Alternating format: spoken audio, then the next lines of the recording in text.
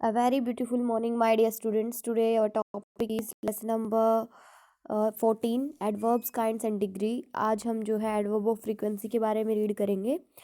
पिछली वीडियो में हमने जो है एडवर्ब ऑफ डिग्री तक कर लिया था।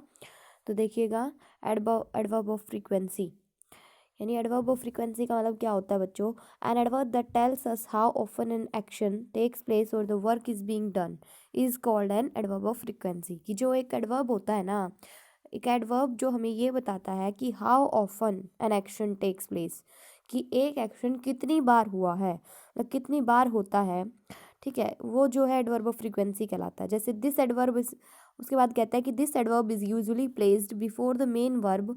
ये जो है मेन वर्ब से पहले आता है और आफ्टर द हेल्पिंग वर्ब, और हेल्पिंग वर्ब के बाद आता है सेंटेंस के अंदर। जैसे कि it answers the question how often, और ये जो है हमें हाउ ऑफन का आंसर देता है, कितनी बार, मतलब for example I always update my diary.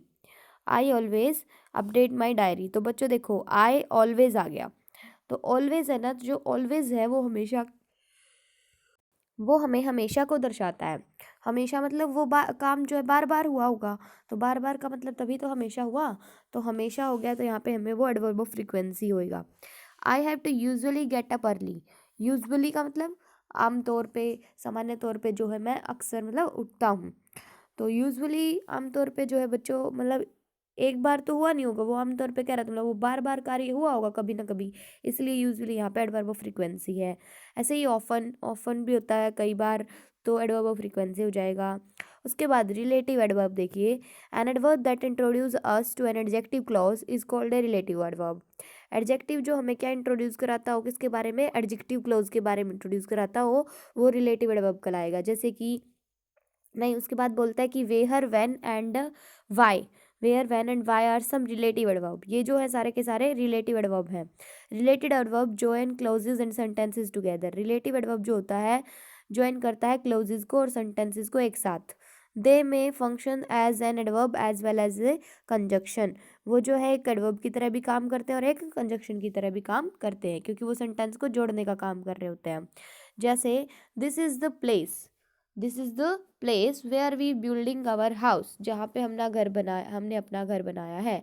ये कहता है कि यह वह स्थान है जहाँ पर हमने अपना घर बनाया है, यानी हमने हमारा घर बनाया है। तो वेहर जो है यहाँ पे क्या है, कंजक्शन भी है और एक रिलेटिव एडवर्ब भी है, क्योंकि ये दो मतलब क्लोज को जोड़ रहा है। February is the month when Goa comes alive with carnival celebration. तो February is the month when Goa comes alive with carnival celebrations. उसके बाद the high security is the reason why there are so many policemen on duty here. ठीक है, तो when and why and where ये जो थे इन sentences में क्या थे, रिलेटिव एडवर्ब के एग्जाम्पल थे। उसके बाद इंट्रोगेटिव एडवर्ब जो होता है, क्या होता है उसमें, an adverb that is use to frame interrogative sentences to ask questions about the manner time place frequency and reason of an action is called an interrogative adverb.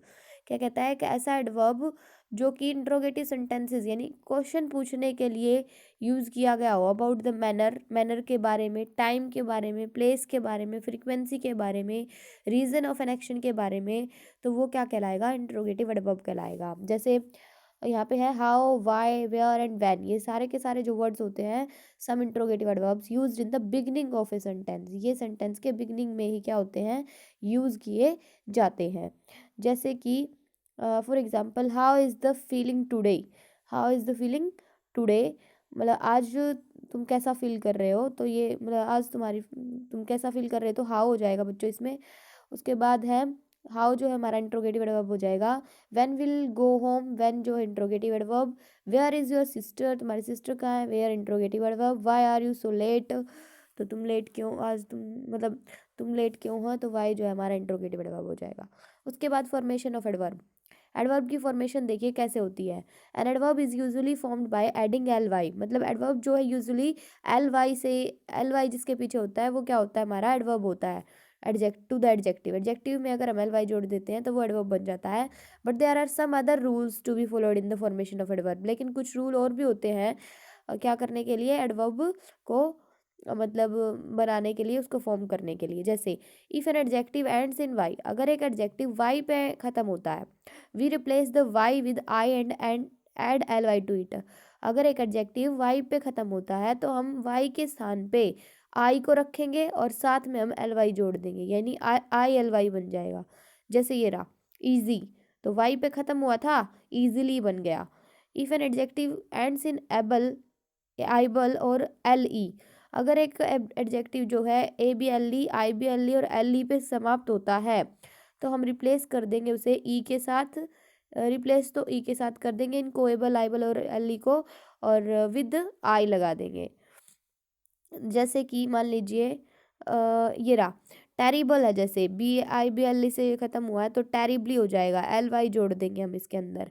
ठीक है, उसके बाद इफ एन एडजेक्टिव एंडली ends in I C, we add L E to it. क्या कहता है, अगर एक एडजेक्टिव एंड होता है आई सी पे तो हम उसके अंदर क्या ऐड कर देंगे, ए डबल एल वाई। जैसे इकोनॉमिक था, इकोनॉमिकली हो गया, बेसिक था, बेसिकली हो गया। तो some adverb have the same form as an adjective, कुछ एडवर्ब जो है सेम फॉर्म रखते हैं एडजेक्टिव की। इन दैट केस, ऐसे केस में it becomes difficult to identify whether the word is an adjective और एन एडवर्ब। तो ऐसे केसेस में क्या होता है, मुश्किल हो जाता है ये पता करना कि एडजेक्टिव है या एडवर्ब है। सो टू आइडेंटिफाई, तो आइडेंटिफाई करने के लिए we look at the occurrence of the word.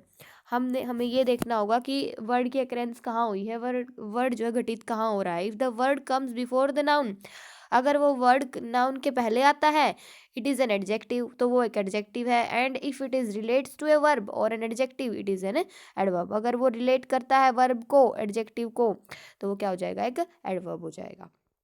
सो आज हमने जो है बच्चों ये 14 चैप्टर कंप्लीट रीड कर लिया है। कल हम इसकी एक्सरसाइज स्टार्ट करेंगे। Thank you and have a nice day.